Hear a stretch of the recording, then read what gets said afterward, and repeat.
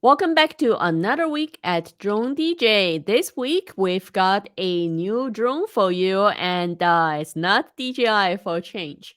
We also have some updates about a the first transcontinental drone inspection, which looks very interesting.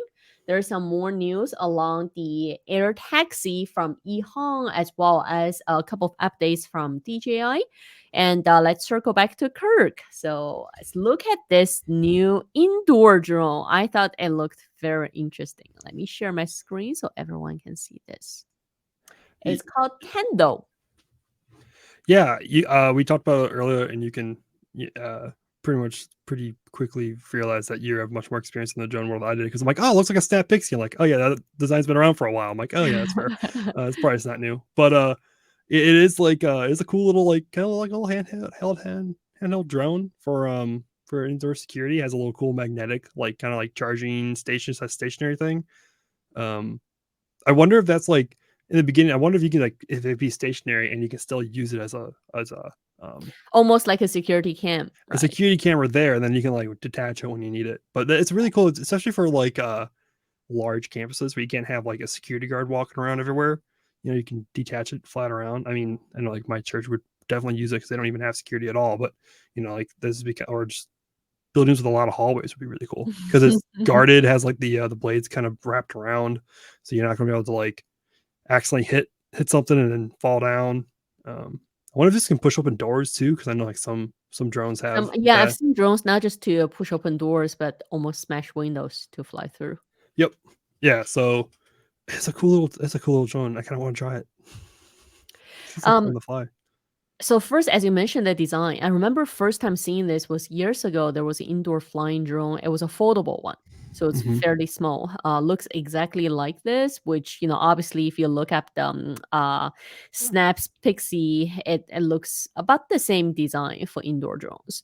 And second, so you know what? Now that looking at the docking station, I thought the docking station was really cool. But when you mentioned, if it would work like a regular security cam, then my only take on it is it doesn't look like it has a gimbal. No, it's probably ultra wide, so it can probably like digitally like crop in. But I like I wonder if it can spin around on that docking station.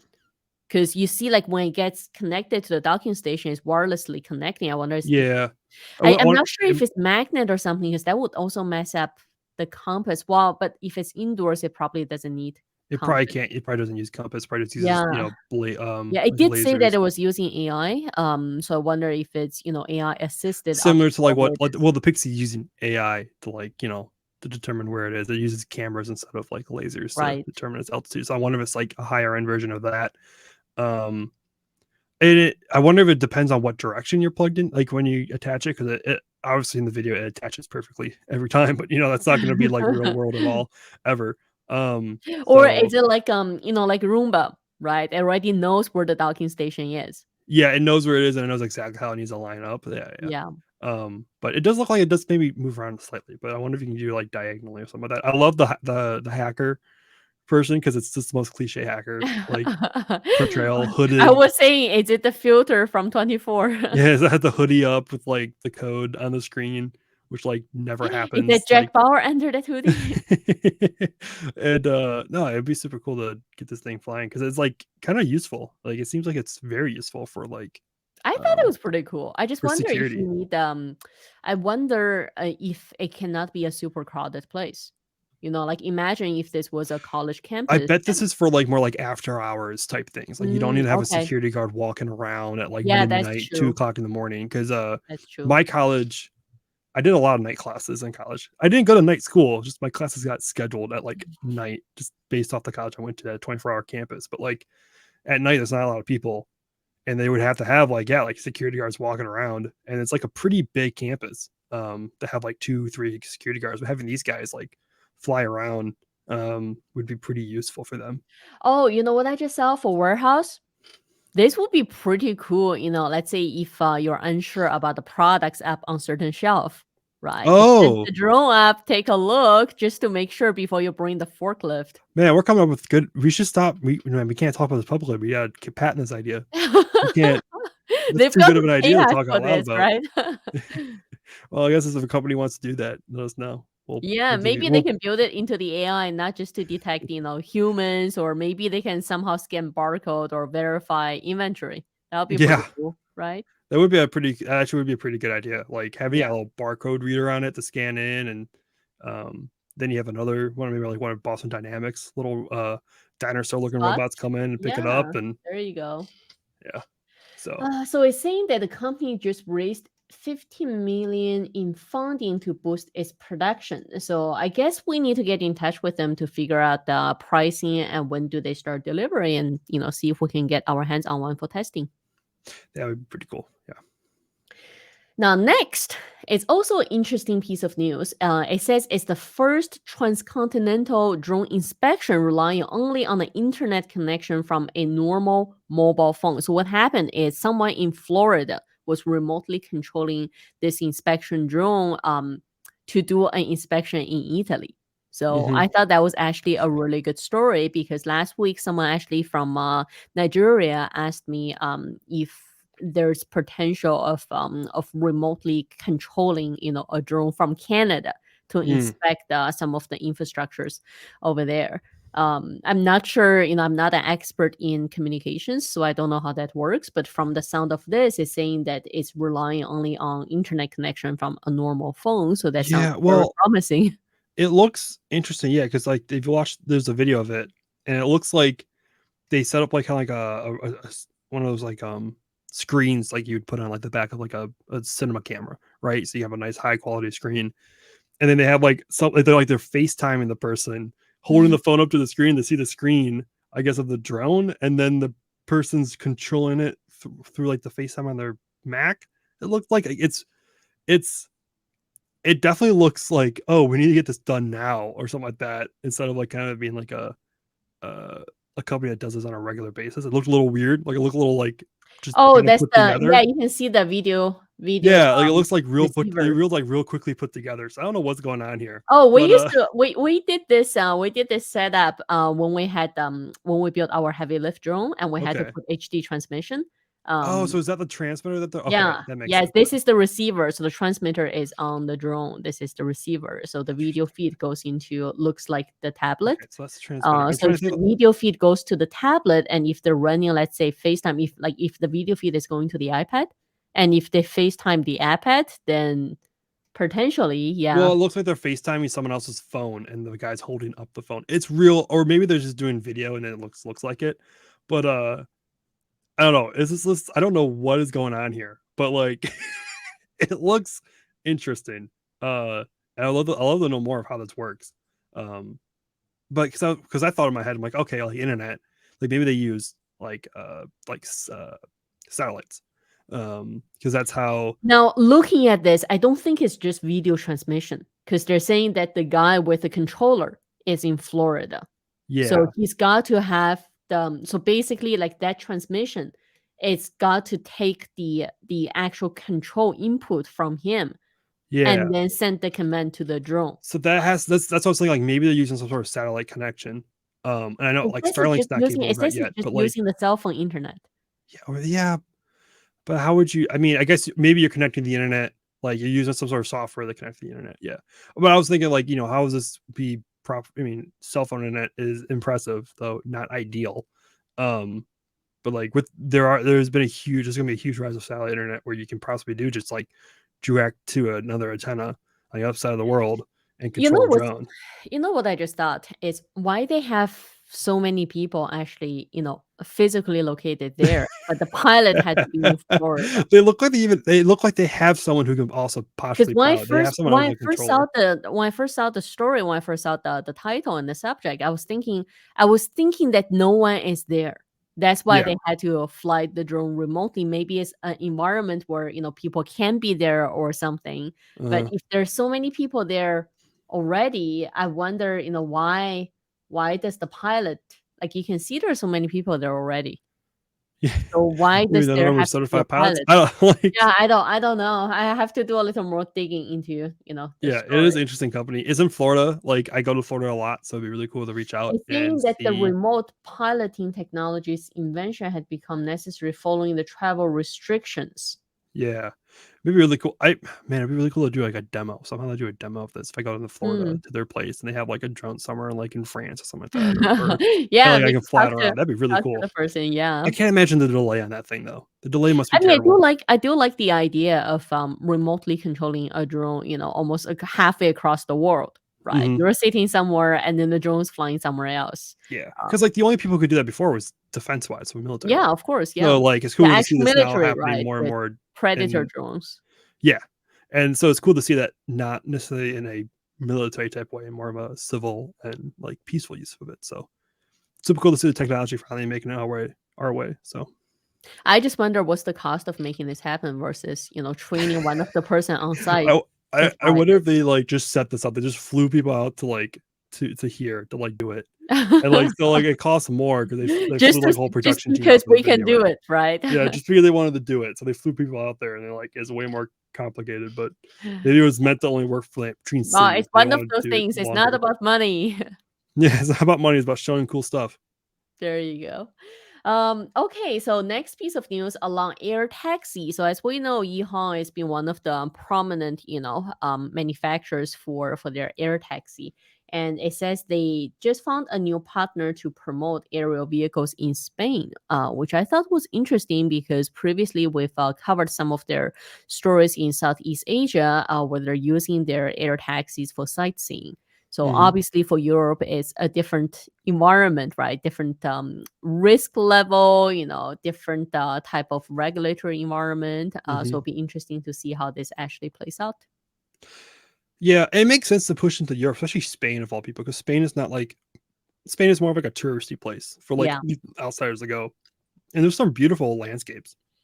And so continuing to do that kind of like sightseeing type thing over there would be really cool to do because it's a unique area that not a lot of people go and travel to. I don't think. Like I see more people going to France and Italy and Europe and England versus like Spain and Germany and whatnot. So it'd be really cool to see like they kind of like grow over there. I just want to see them come over here. I mean, Wisconsin's got some beautiful hills with cornfields, but like You mean you don't want to fly in that? What was that FPV one we just covered? Jetson one. Oh yeah, Jetson. No, no, What I don't want to you fly don't that want to one. No, sightseeing no, in no, that no, one? no, no, no, no. I'm not. I'm not that daring of a. Maybe like maybe if it's like a go kart track where like I'm super low and I go super slow. Like I just like weave in between like two medallions, something like that. Like I would do that, but I'm not flying across the country in that thing. Well, we'll see, right? Even this one's a little sketchy, but with the rotors being so low. I have to say, I remember when we covered the story 2 weeks ago, right, with the video release of With the other air taxi being tested. yeah, I just felt a lot more confident I about like that above like tilt down that. type like Agreed. I just felt like the version. propellers aren't exactly in my face. This seems very like this works, and I bet it's easy to do because it mimics a lot of the more heavy lift quadcopter or in hexacopter like type designs where like you can kind of just scale it up. But I just feel like I'm surrounded by meat grinders when I Yeah. look at it. Yes, I feel that's that. I think that perfectly describes it. So, but I bet it's going to work first off. Like, that's what everyone's probably going to do, and then they're going to probably hopefully graduate onto the I larger ones. Let's just see, as time goes on, let's just see which ends up being the first taxi or drone taxi, you and me end up Yeah, riding that's on. fair. I think Especially in the US. at Yeah. some point we can start taking a betting pool. Yeah, once we start flying in them, I feel like that's probably Yeah. yeah, that's true. Yeah, there you go. Not there yet, but we'll keep our eyes open. But call us. I'll gladly fly on one.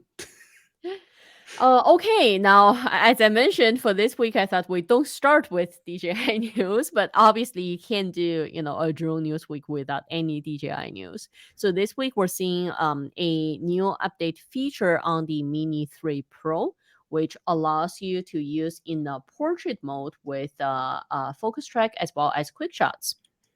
I All the really TikTok like the portrait influencers. mode. I have to say I really like the portrait mode. Oh yeah, it's very nice. I've used it already just because it was it wasn't like what we wanted for the shot, but like we had extra time, so I just flipped to it, and it was a better shot, especially if you want something social media wise, because it just gave you that extra vertical like space. And when you see it, because it's different. I mean, I always try to frame it, even if I have to shoot horizontal. I always try to in my head try to frame it for vertical, but it's not the same as actually seeing it. It's never the same. Yeah, and I mean, this update is definitely like, you know, for all the social media people who want to use this drone and do like the focus tracking stuff and the quick shot. Like, it's a very like, you quick shots are really nice if you know how to use them. Yeah, this is a very much like a creator focus, like social media like focused update, because that's like the biggest thing for this drone is that it can be sub 250 with portrait, which is super awesome. There is also another update from DJI. It's for their agriculture drones. It says they released a smart farm app specifically for their agriculture drones. I haven't had a chance to test them because I had to look up regulation a little while ago. And if it's a spraying, airborne unit, doesn't matter if it's aircraft, if it's a drone, doesn't matter if it's spraying things. Here in Canada, there are different regulations governing that. I don't know. I don't know much about this here in the States. I'm sure if they're legal here and if they're in wide use, I'm sure someone near me does it, because I live in Wisconsin is quite farmy, so there's a good amount of farm. I don't have to drive that far to find a large amount of farm. I always thought the smart agriculture was an interesting concept, because it's not just about the drone, right? If you're intaking the data from, let's say, an app like this, and then what you do is you can go send the data, like what they have the picture here as the field management. So you can say field B is ready to be harvested, and then you just give that data to, let's say, a John Deere tractor. Or a harvester, right? And then it just goes and does its work. Or if it says field A, a section of it, it requires pesticide of some sort, then you send it to your spraying drone to go do it. Or, if somewhere else requires water, you turn on your, irrigator or something. So essentially it's a drone that goes out to collect data and, does some spraying, but also provides information to your other farming machinery and let them to go and carry out the command. So that's your actual autonomous agriculture, right? So I thought that was cool, because I don't know how much, everyone knows about farming, but I always said farming, I can't imagine the life for every farmer, because I absolutely hate getting up early. And if you're a farmer, I mean, that's hard work. You have to get up every morning almost, and you have to do the work. If you miss the day, you miss the season, the consequences are high. That was one of the interesting things out there at CES that I noticed. There was a lot of like smart farm tech out there, and I remember one of the like media events, there was autonomous like plows. Well, John Deere had actually watched John Deere was out there. John Deere, like, they kind of like create like they have a lot of, I mean, John Deere harvesters and tractors like now are like super smart and super like high tech for like what they can do, and there's a lot, and especially harvesters and whatnot. But like even like there was like autonomous like little like harvesters and like plows and like planters that like they're about the size of like maybe like a refrigerator at the largest, that they can do the stuff on their own.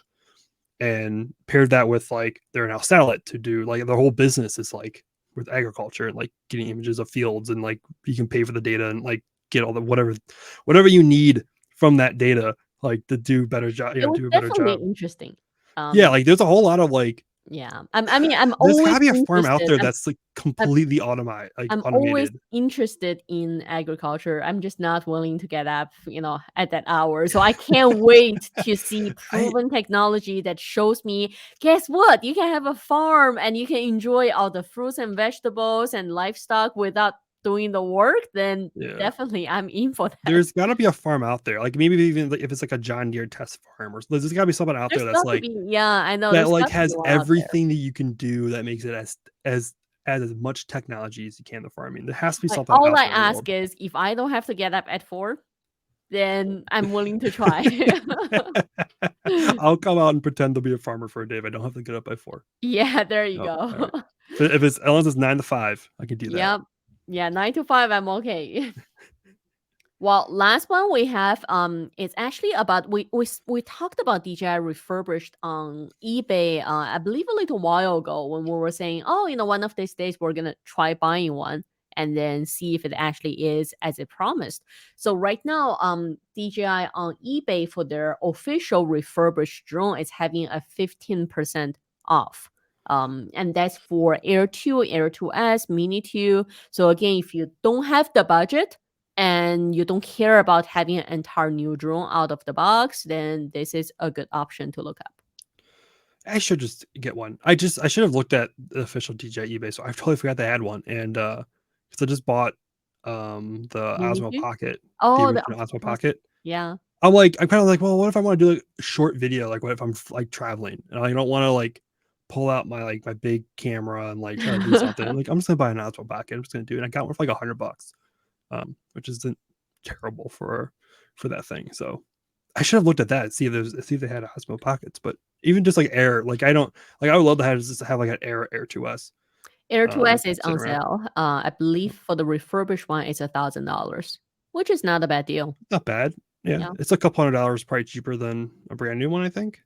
Definitely. But if you ask me, I would vote for Mini 3 Pro over the Air 2S. And plus I have Mavic 2, I have Mavic 3, so I don't need another Air 2S. For me it'd just be nice to have something to compare stuff to. Definitely. But because I have so many other review units. But yeah, we do that does bring the point that we do have Prime Day coming up. And yes, I was about to say I believe it's July 12th and 13th. Yeah, so next week, I believe, Kirk, you're working on a list of products to watch out for Prime Day. I'll try to do something. I'll talk with our we have a whole, of course, if you're in the toys or in the deals and you want to find best stuff, 9 to 5 Toys, our sister site, is gonna have like the best stuff set up. It's like they're like Super Bowl. And so they plan for this for a while. But yeah, I'll probably talk with them and see if we can get like some stuff situated for like, stuff to watch, because I know a lot of the deals don't show up until Prime Day. Right. But we'll keep it. But at least we can give you DJI, I'll tell some recommendations. Yeah, DJI, I'll tell some SD cards, some chargers, so yeah. Sounds good. Well, that's all the news we've got for you all this week. And we will come back and see you next week along with our Prime Day deals discussion.